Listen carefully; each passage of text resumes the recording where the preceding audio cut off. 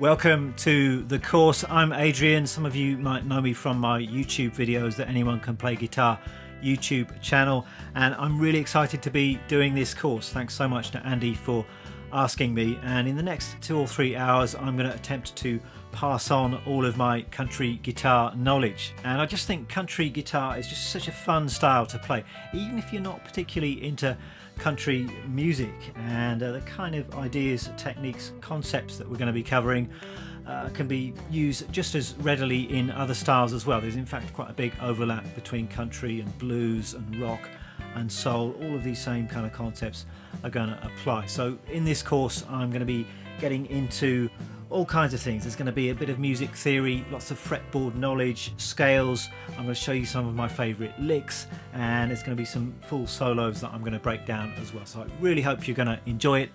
Let's get started. Lesson 1, let's get started right away. And the way this course is structured, we're dealing with the same chord progression, the same backing track for the first half of this course, the first 6 or so videos. So I think a sensible place to start would be just to look at this chord progression, and we're in the key of G. We're dealing with just 3 chords. A lot of country songs are actually very simple in terms of the harmony. So we've got G, we've got C, and then we've got D. So key of G, which means G is our home chord. That's kind of the musical center of gravity of the chord progression, if you like, the tonal center. And then we've got 2 other chords.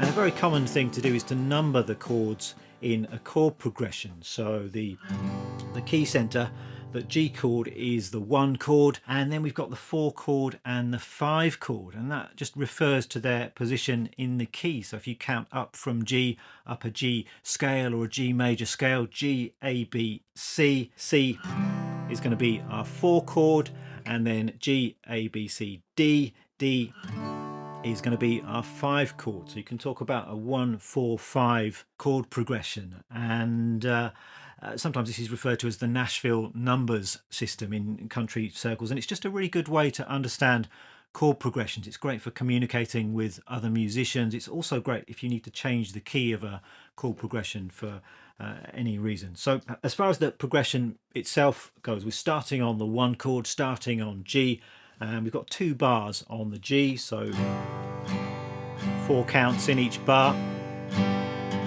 Then we're changing to the 4 chord, which is C, for 2 more bars.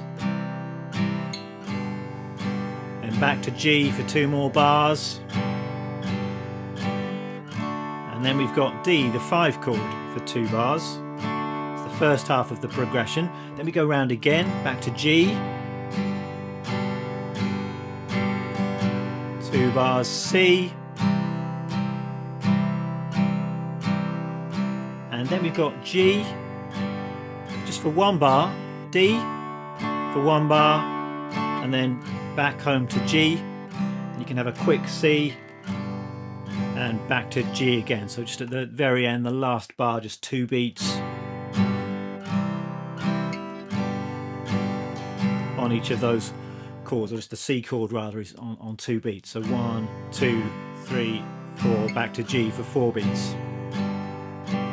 So that's our chord progression. Lots of country songs will have been written using this chord progression or something very similar. That could be a verse or a chorus to a typical country track. So let me move on to some rhythm guitar approaches, and I would suggest just starting very simply. If you've not been playing for very long, if you're just a beginner, there's nothing at all wrong with just strumming through that chord progression with downstrokes, 4 strums per bar, in a very simple kind of a way, much as I just did. So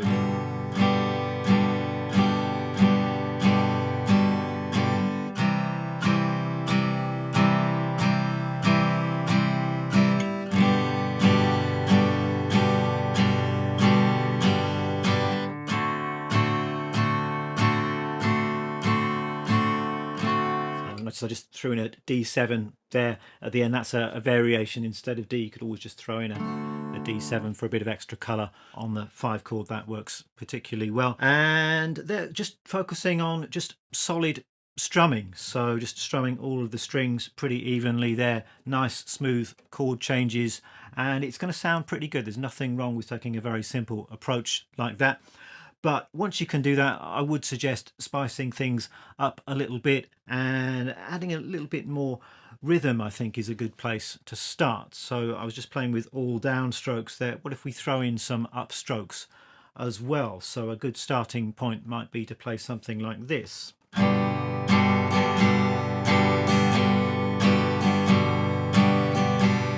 It's a very useful country guitar strumming pattern. So that was just down, down, up, down, down, up, down, down, up, down, down, up.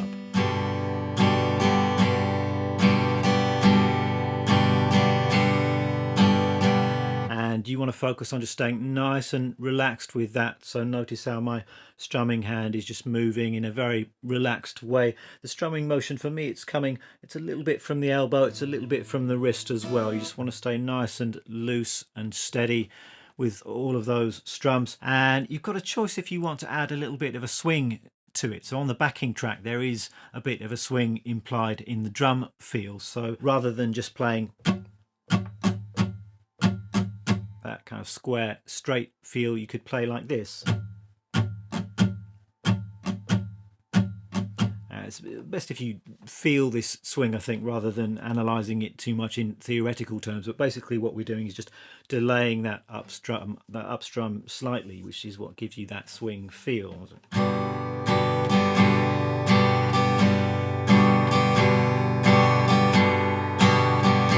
And then you can take that through the chord progression as well.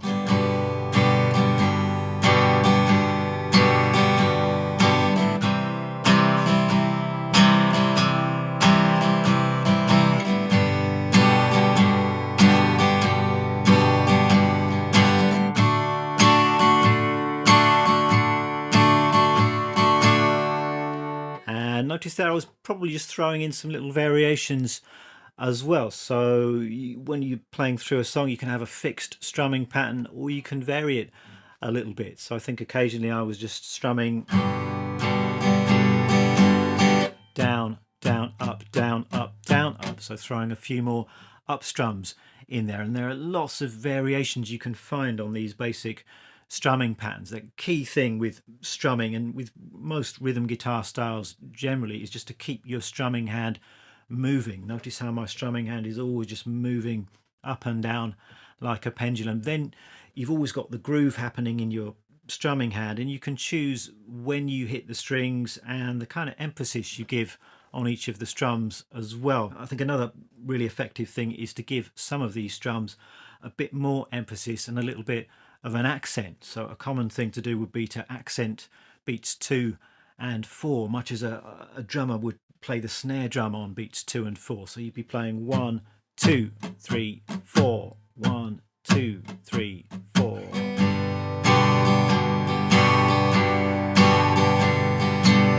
And hear how that comes to life much more than if I were just playing all of the strums with exactly the same level of intensity.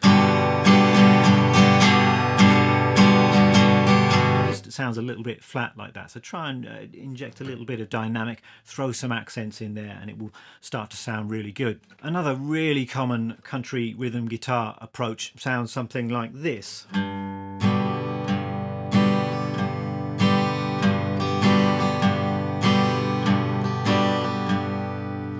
So notice there how I'm alternating between playing single bass notes and then strumming the upper part of the chord. So some people refer to this as boom chick or boom chucker, and it's that kind of sound. You've got the bass note, the boom, and then the chick playing on the higher strings. So on a G chord, that would work like this. You're playing the lowest note in the chord, which is generally going to be the root note of the chord. So this is a G note here, just playing that on its own, and then going to strum the higher part of the chord. And you don't need to be super precise with this. I'm just aiming for the top 3, maybe 4 strings. So you've got 1, 2, 3, 4.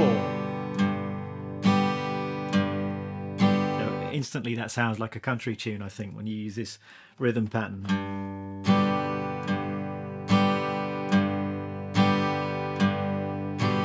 and then you can take it through the other chords in the progression. When you go to the C chord,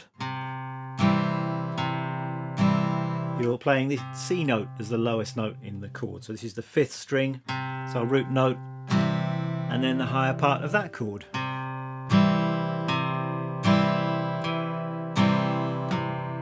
Moving to the C chord, you're going to do a similar kind of thing. You're just going to play.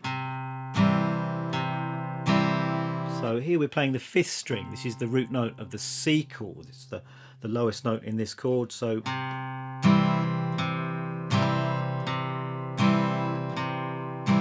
and similarly with the D chord, our root note here is actually this note here. The 4th string is our D note, so that's going to be the bass note, and then play the higher notes in that chord.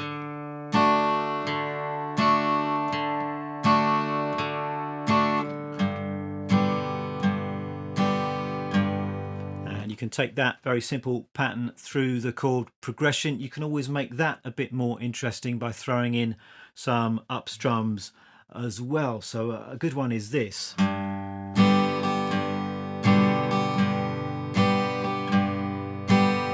So I'm playing the bass note, and then I'm playing a down and an up on the higher strings.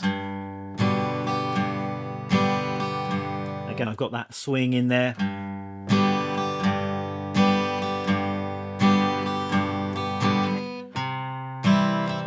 C chord.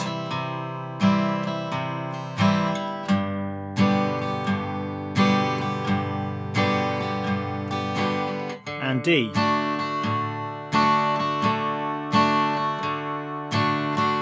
That's a very effective pattern. A further variation would be to alternate the bass notes. So on our G chord, we could go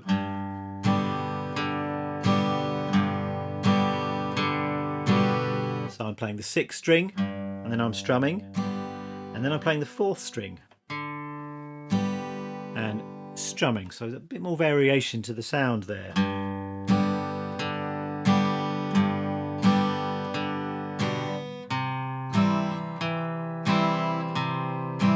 On the C chord, I can do 5th string and then 4th string.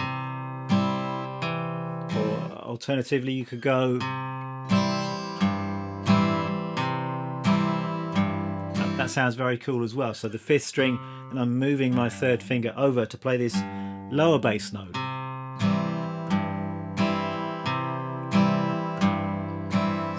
No real rules about which bass notes you play. Usually you start with the root, and then you can either go higher or you can go down lower. On the D chord, you could go. So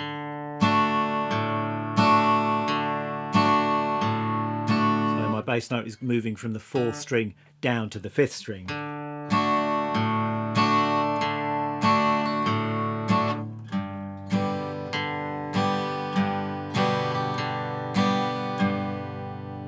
And of course you can throw some up strums in there as well if you want to have a bit more movement in the pattern.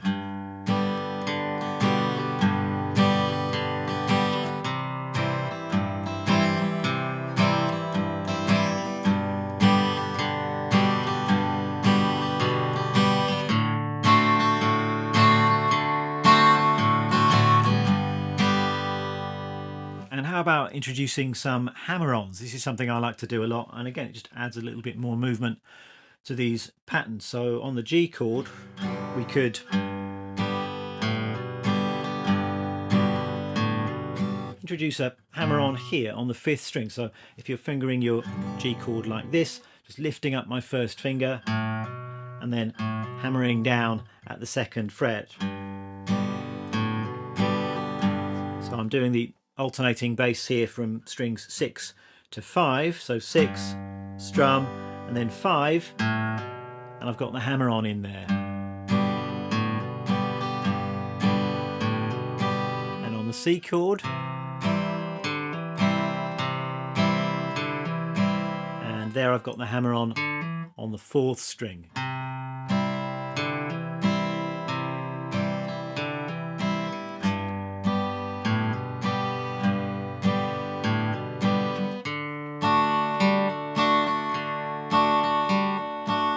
The D chord there, it's quite nice to hammer on with the open 3rd string and then bring the 1st finger down at the 2nd fret.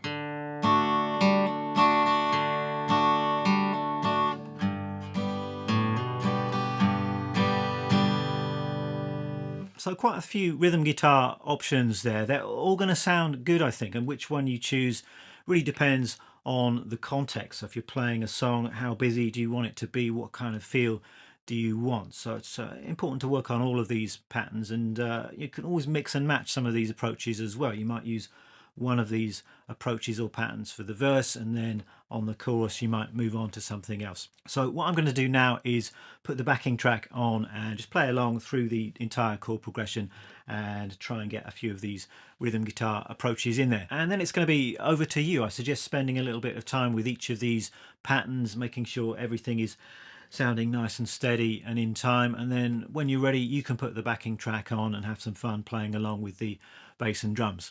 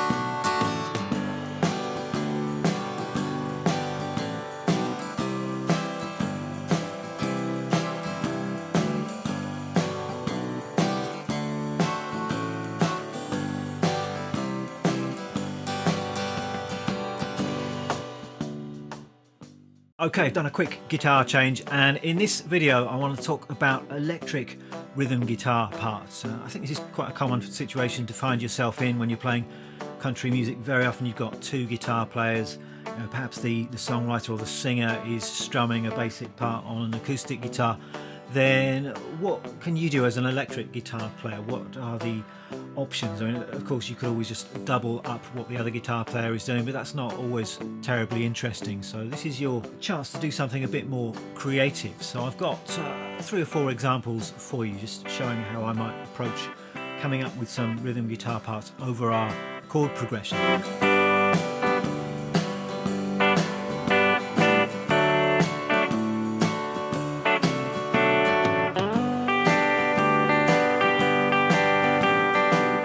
Example is just a little muted bass note part. This is something that I like to do quite a lot, and this is inspired by Luther Perkins, the great guitar player who used to play in Johnny Cash's band, and his trademark was doing these kind of muted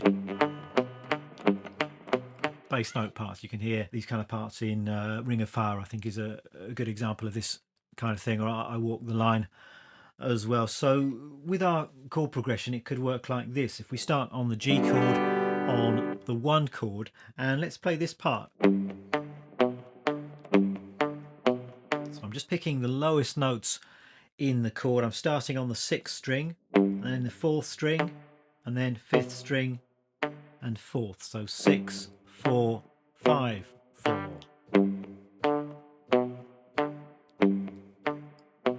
And you really want those notes to pop out and have a nice bit of percussive bite to them, and you're going to achieve that with a bit of palm muting. So meaning just going to be resting, it's not really the palm of your hand, it's actually more like the side of your hand. It's this bit of your picking hand, just resting that on the guitar near the bridge, and it just muffles the strings and gives them that nice percussive bite. And it's kind of down to you exactly where you place the side of your hand. It can be right close to the bridge, you can bring it towards the neck of the guitar if you want a bit more of a muted sound, and you can press very lightly or you can press quite hard if you really want a lot of snap. So that's just something to experiment with. Personally, I think it's good to dig in and pick quite hard with these kind of parts, and then you get a really nice bright sound.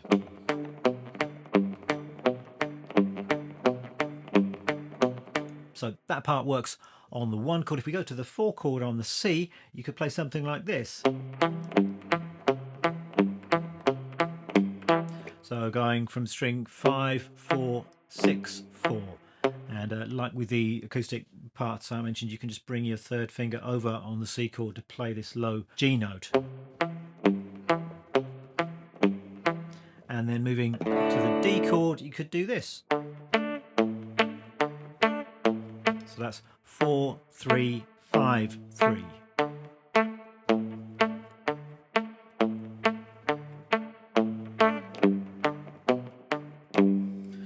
And as a further variation, you could double pick some of those notes. So perhaps something like this.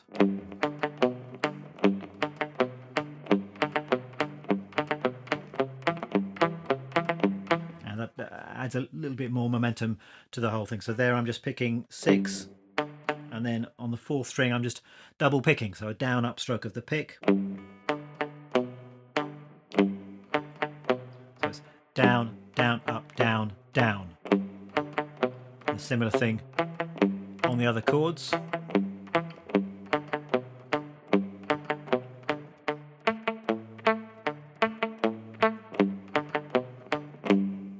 And if I just take that concept through our chord progression, that would sound like this.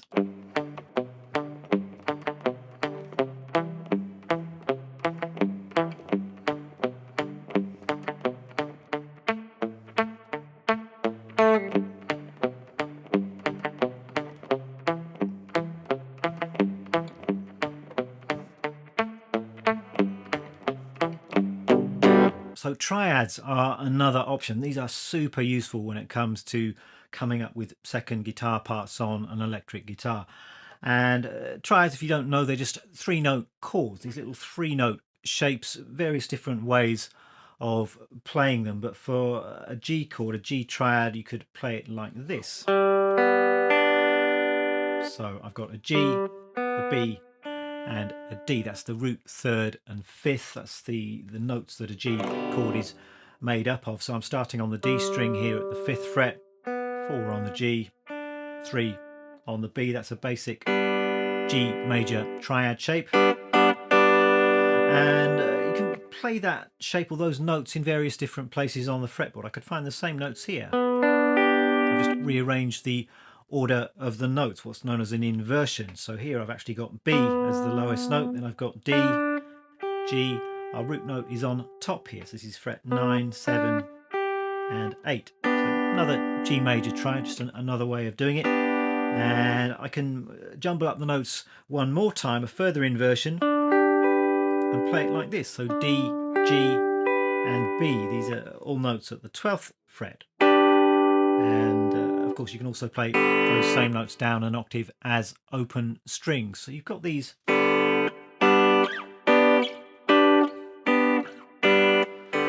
options for your G major triads. You could take those notes over on to the next string set. So on to strings 1, 2 and 3. You could play this shape. So this is frets 4, 3 and 3. That's B, D, G. Our root note is on top there. All this. That's 7, 8 and 7. This is just like a D major chord shape taken higher up the fretboard. Our root note is on the 2nd string here. And then we've got one more shape here. This is G, B and D, 12, 12 and 10. And here our root note is the lowest shape. So we've got loads of options here as far as these triads go.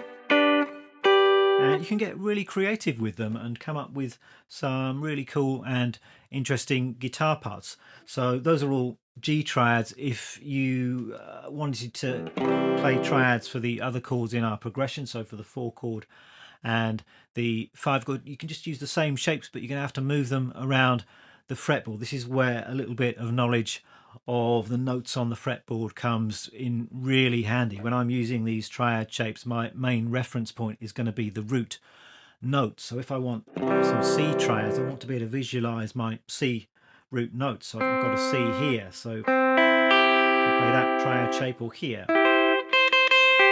or here, or on the other string set I know I've got a C here, 10th fret on the D, so I can just plug in my triad shape. And the same thing here, and then here, or up an octave. And then the same thing with D. I'm just thinking about my D shapes, my D root notes. So were I to use these triad shapes to come up with a little bit of a rhythm guitar part for our chord progression, it might look something like this, and you want to inject a little bit of rhythm to the proceedings, I think. So maybe something like this. We could go.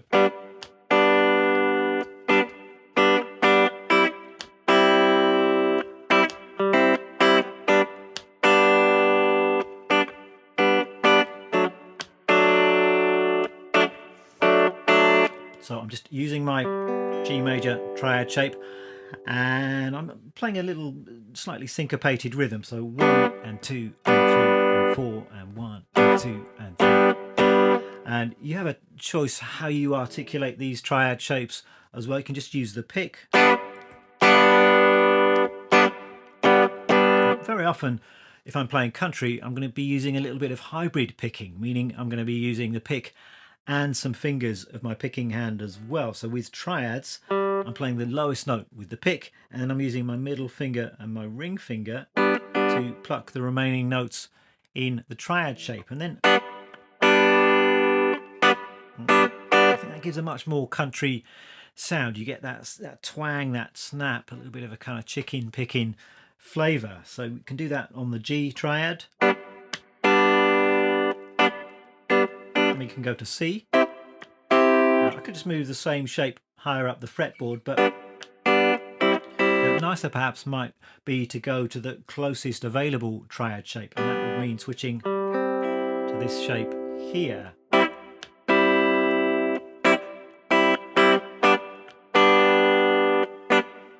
And same here, going to the nearest available D triad shape.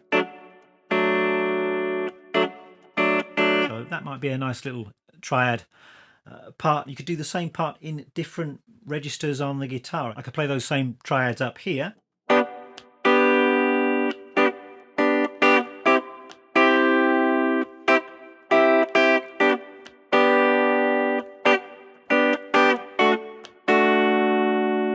I could move them onto the higher string set. So it's really up to you where you play these parts, and it depends on the context. You want to find your place in the track. If there's a kind of sonic space, you might want to go high, you might want to go down a little bit lower, depending on what else is going on in the track. Maybe I could take this triad part up quite high. So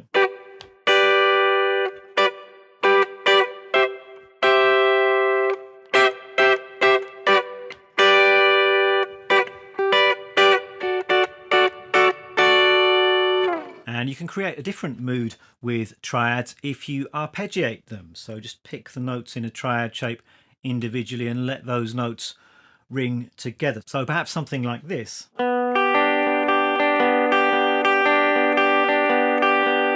nice picking pattern there. So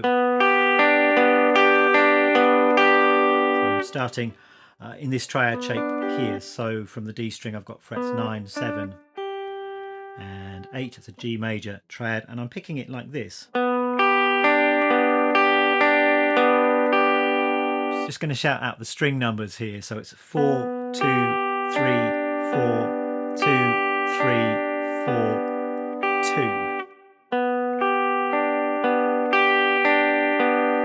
And I'm picking that down, up, down, up, down, up. And that's a 1 bar picking pattern. So 1 and 2 and 3 and 4 and.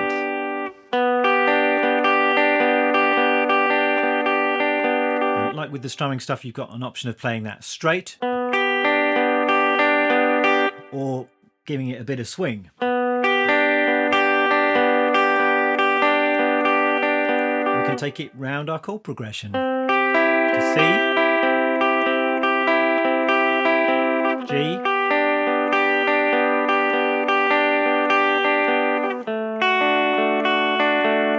and different places on the fretboard.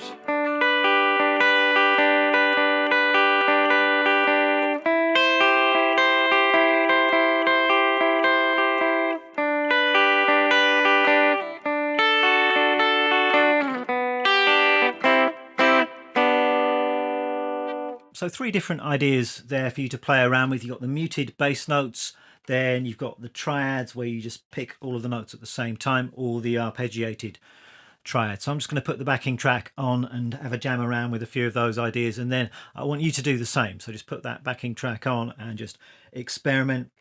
Got loads of options there, and you can of course mix and match some of those options as well. You could start off with the bass notes, and then you could go into the plucked triads, and then into the arpeggios, and back and forth between those different approaches. You could think about different sections of a song. So for the verse you could have one approach, and then for the chorus perhaps go into a bit of a higher register and maybe make the part a bit more elaborate. So have fun, and I'll see you in the next video.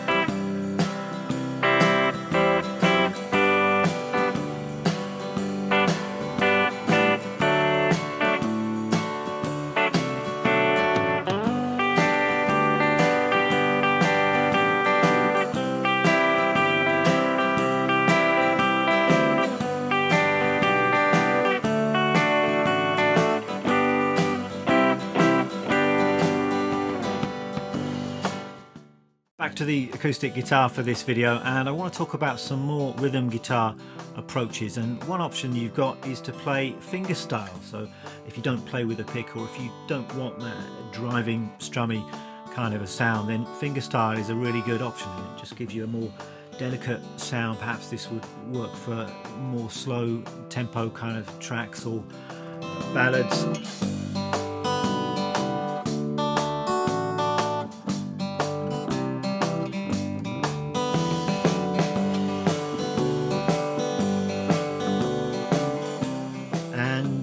The first example that I'm going to give you is this one.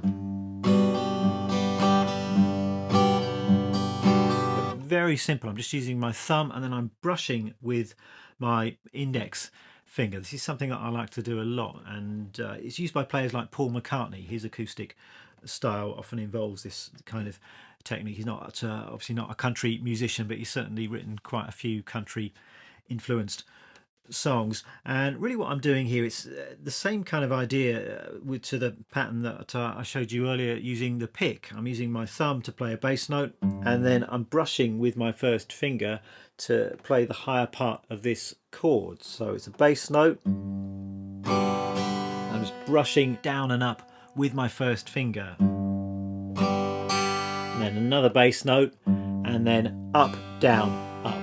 So it's thumb, down, up, thumb, up, down, up.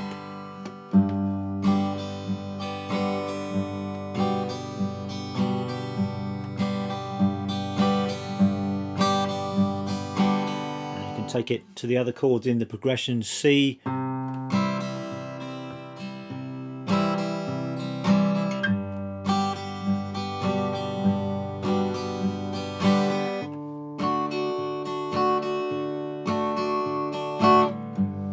you could even alternate the bass notes much as we were doing before.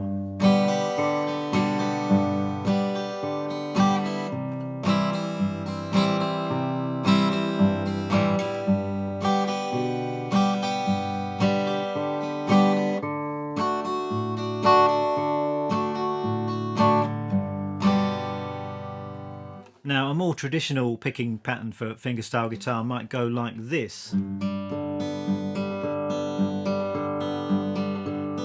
This is a really good starting point when it comes to fingerstyle. This is one of my go-to patterns. So I'm holding down the G chord here, and my thumb is just alternating between the 6th and 4th strings. And then in between those thumb notes I've got some finger notes. So I've got thumb, then my first finger is playing the 3rd string, another thumb, and then I'm using my middle finger to play the second string. So you've got this alternating pattern between the thumb and the finger notes.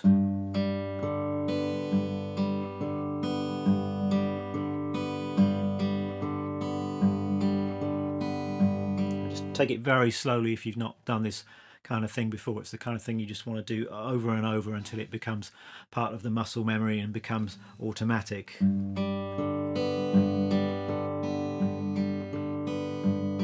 And you can introduce a bit of swing there if you want to.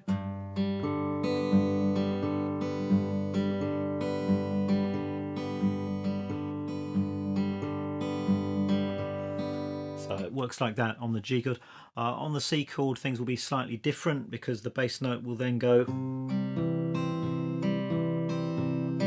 So the thumb is moving from strings 5 to 4.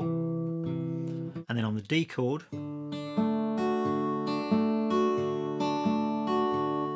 that's one option you've got there, just moving the thumb from 4 to 3.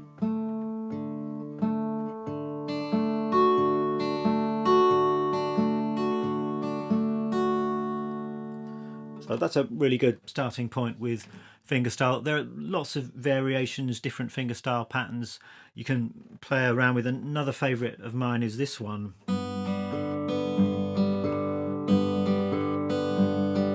So on the G chord here, the thumb is doing the same thing, 6 to 4, but this time I've got, I call this a pinch, so I'm playing the thumb and a finger note together, so it's the 6th string and the 2nd string.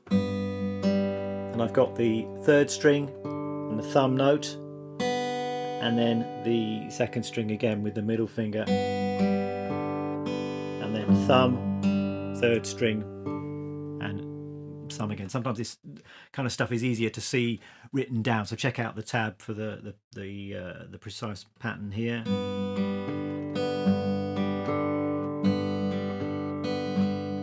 And similar thing on the other chords.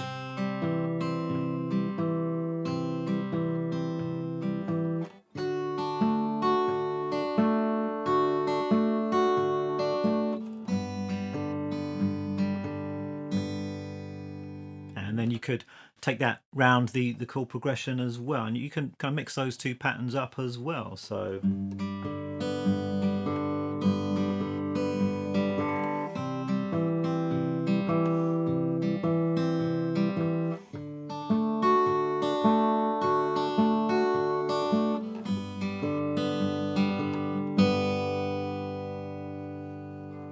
a more advanced fingerstyle pattern might involve a bit more movement in the bass notes, and then we're getting into what is known as Travis picking, named after the great Merle Travis, fantastic country artist. And he was famous for his amazing style of fingerstyle playing. I don't know if he invented this approach, but he certainly popularized it and gave his name to it. And this is all based on a slightly more complex thumb pattern. So on the G chord it would sound like this. So instead of just alternating between two notes with the thumb, we've now got, that's the thumb part. So in terms of the string numbers, it's 6, 4, 5, 4, 6, 4, 5, 4, and then we add in the fingers.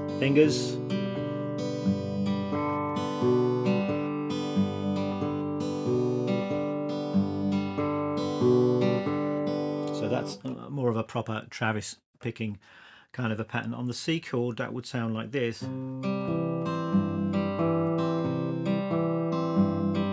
So there I've got this bass part.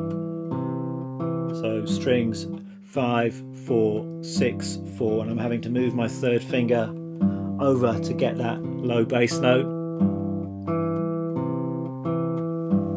And then on the D chord,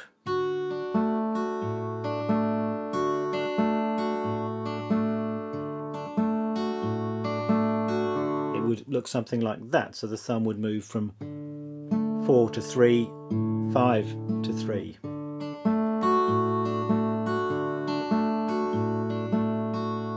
So it took me ages to get the hang of that when I first learned Travis picking, so don't be at all worried if this doesn't come naturally right away. This is something to do super slowly and really try and get the coordination together before speeding it up. But once you've got it, it's kind of in the muscle memory and you no longer need to think about it too much. So along to the chord progression, that would sound something like this.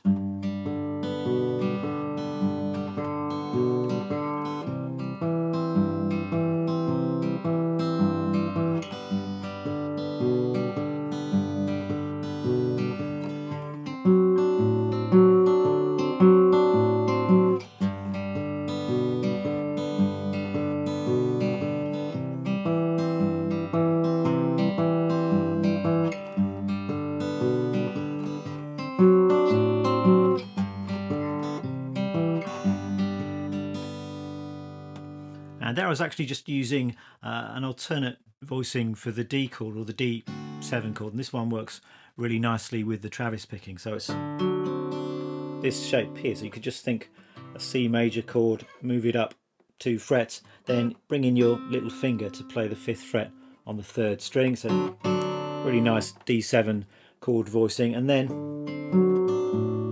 for the Travis fingerstyle part, again, you're just moving your 3rd finger over to catch that low bass note.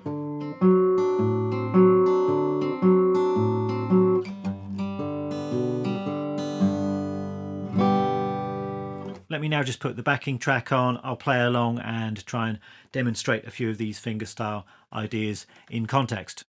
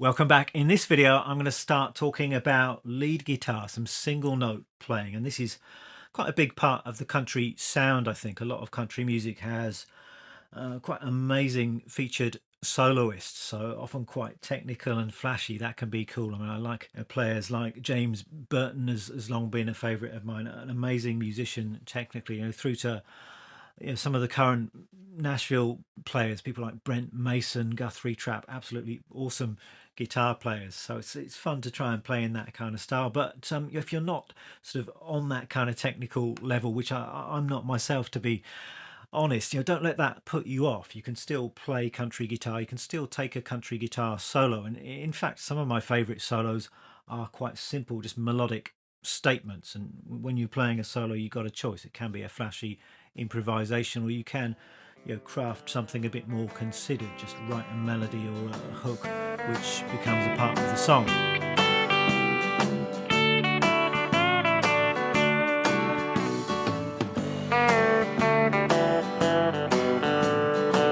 And there are lots of options when it comes to playing single notes, taking solos in a country kind of a context, but for me the sound of country music primarily is the major pentatonic scale.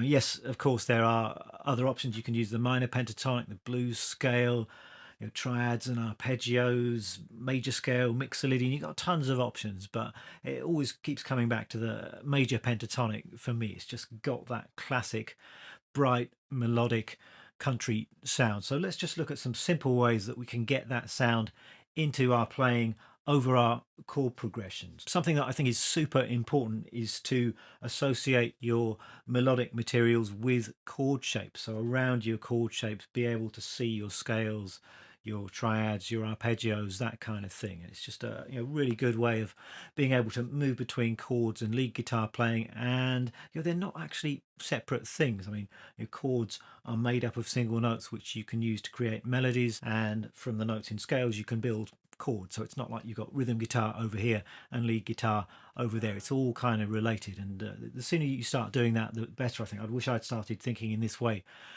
a lot sooner. So having a chord shape and then having a scale around it. So the way that would work, over our G chord, our 1 chord, we could play the G major pentatonic scale like this.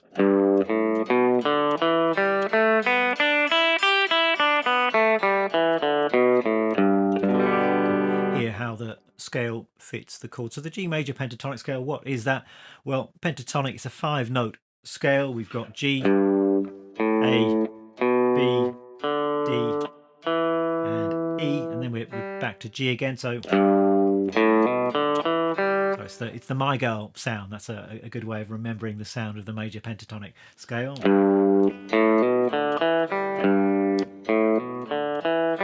And then you can continue that up into the next octave. And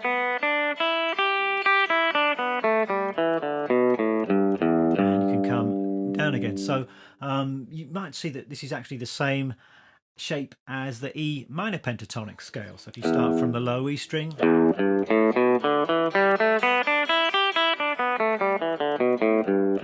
which is the E minor pentatonic scale, which I'm sure many of you know. So in fact, the notes in the E minor pentatonic and the G major pentatonic are the same. They're in a sense modes of one another, or relative to one another. This is useful to understand, but personally I think it's much better to think of the major pentatonic as its own thing, rather than being a lazy guitar player and kind of translating from minor to major. It's much better just to learn G major pentatonic played from the G root note associated with a G major chord. It's far easier then to make music with that, rather than having to go through this laborious translation process from the relative minor version of the scale. So that's our G major pentatonic scale. You can just drill that scale up and down as an exercise, but straight away I think it's good just to noodle about in that scale and try and find some licks and some melodies.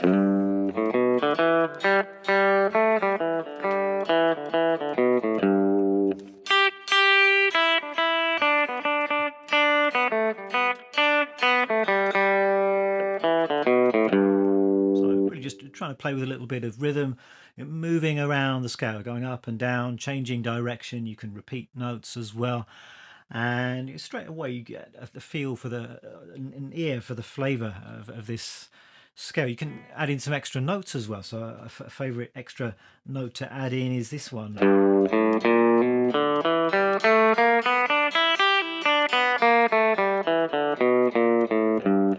So there I'm adding in this note here, which is a B flat, and this is actually the minor third, so it gives you a slightly bluesy sound, and there is an overlap between blues guitar and country guitar. You can use a lot of the same sounds and devices, and this scale, as far as I know, the name of this scale is the major blues scale. So some people refer to it as the major blues scale. So it's just a major pentatonic with this added minor third. So you've got minor to major sound. So that's a slightly bluesy, slightly dissonant note resolves to that sweet major third. And you can add that same note there in the next octave.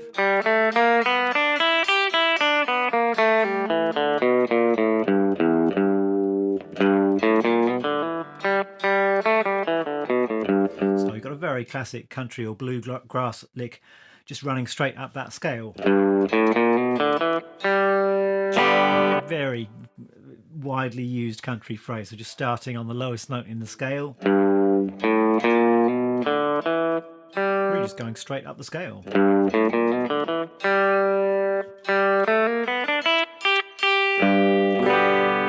Now, when it comes to soloing over our chord progression, you've got some options here. So the easiest thing to do might be just to play the G major pentatonic over the entire chord progression and that would work. There's nothing wrong with doing that. I mean, I urge you to give that a try. Put it on the backing track and just see if you can noodle about that scale and find some melodies. Use your ear to find the right notes. But a slightly more advanced approach, and something that a lot of country guitar players will do, is actually follow the chord changes. So when the chord changes, you actually change your melodic approach. You change to a different selection of notes, a different scale. So the simple way of doing that to start with would be, when you go to the C chord, you play C major pentatonic. When you go to the D chord, you play D major pentatonic, and then your note choice really fits the sound of the chord, and it's going to sound a little bit more melodic, I think. So if we go to the C chord, the 4 chord, again, I would recommend finding your major pentatonic scale around the chord shape. So around this C chord, we could go. So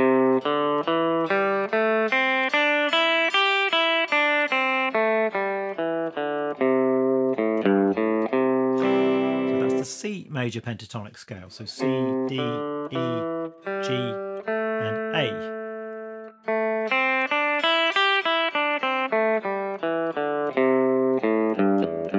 When I play my scales, personally, I like to start and finish on the lowest available root note. So that's our C root note here. Go all the way up to the highest available note in the scale, which is this G. Then descend all the way down to the lowest available note, which is the open 6th string, and then back up, finishing on the root. Then I'm hearing it as centered on that C note. I'm hearing it as C major pentatonic. So that's the scale that fits the 4 chord. Now for the 5 chord, for the D chord, I'm going to suggest we play the scale here. So you could associate it with this chord shape. This is a little bit of an awkward chord grip. If you know about the caged system, this is a C form grip. It's like taking an open C chord and moving it higher up the neck. So from the 5th string, we've got frets 5, 4, 2, 3, and 2. It's a D major chord in a C grip. It's a little bit of an awkward chord shape. I wouldn't use that chord very much, but it's important as a reference point. I might use bits of that chord. We've got one of our triad shapes hiding within that chord, but I would also associate my scale shapes with this chord. So I would play this.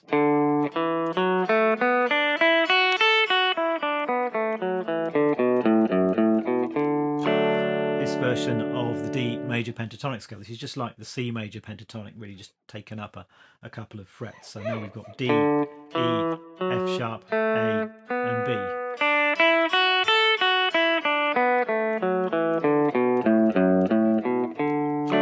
And with both the C and the D major pentatonics, you can add in that minor third as well.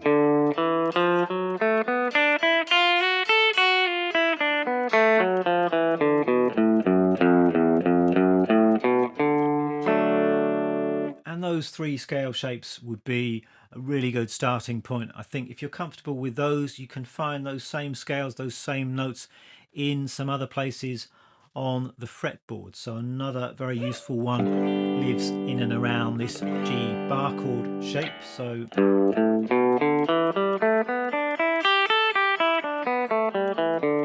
it's another way of playing the G major pentatonic scale. We could play it here as well. So this is like the D scale that I just explained, but we're moving that up here to play G major pentatonic, same shape.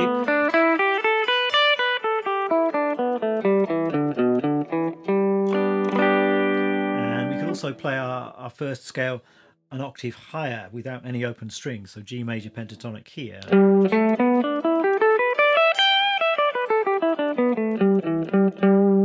So lots of different options in different places on the fretboard there. So those scales aren't actually musical. It's up to you to make music out of these raw materials, and that does take time. It does take experimentation. So just noodling around those scales, getting the sound of the scales into your ears, and just finding melodies and finding licks. So what I'm going to do now is play along to the backing track, and I'll play a little solo based on those scale shapes that I've just explained, and I'll do that first of all, and then I'll break down a little bit what I was doing and what I was thinking when I was taking the solo.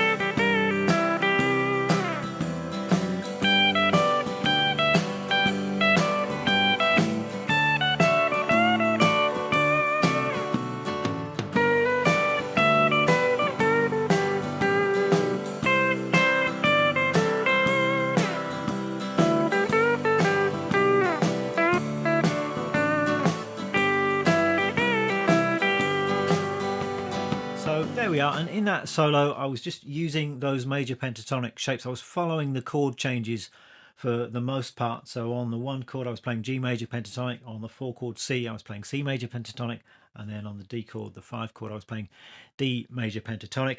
Occasionally I was adding in some of those extra notes, so that flat third in particular. So I think I started off on the G chord with something like that, so just climbing up our open position major pentatonic scale. And then hitting the root of the 4 chord, so going smoothly into the chord change with our little country lick, just going straight into that lick. Then we're back to the 1 chord with this lick. So something along those lines. So this is our this scale pattern, so coming out of this chord shape I had that little minor third idea in there. So that fits our 1 chord, and then we're into the 5 chord. And I played something like that. So this is our D major pentatonic, starting on the highest note of the scale, just coming down. And I might have thrown a little bend in there. So you can of course bend some of these notes. A good note to bend in the major pentatonic scale is the 2nd degree of the scale. So here's the root note, this is the 2nd, and you can bend that up a tone to the major third. So in the case of the D chord here, I'm bending an E up to the F sharp, so hitting the chord tone, hitting the major third. And then into the 2nd half of the chord progression, we're back to the 1 chord. So I played something along those lines. 4 chord. These might not be the exact licks I played just now in the solo, but thinking around these scale shapes. You know, I'm not kind of memorizing licks here. I'm just trying to be melodic within this note selection within these scales. Then we're back to the G chord.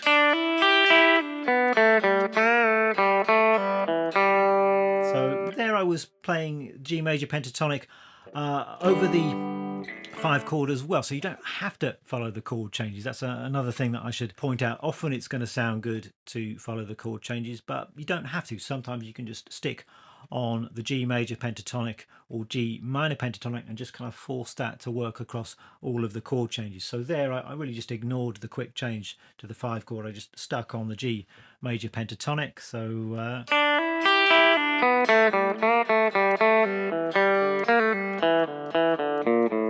and then just a final G major blues lick, and then I just went round the chord progression one more time, and I did some similar stuff but in a different register. So I moved higher up the fretboard. So quite a good idea if you're taking quite a long solo. You can just start low and then build higher as the solo progresses, and that way you build a bit of energy and intensity. So I can't remember exactly what I played in my little solo, but I think I started off G major pentatonic up here, and then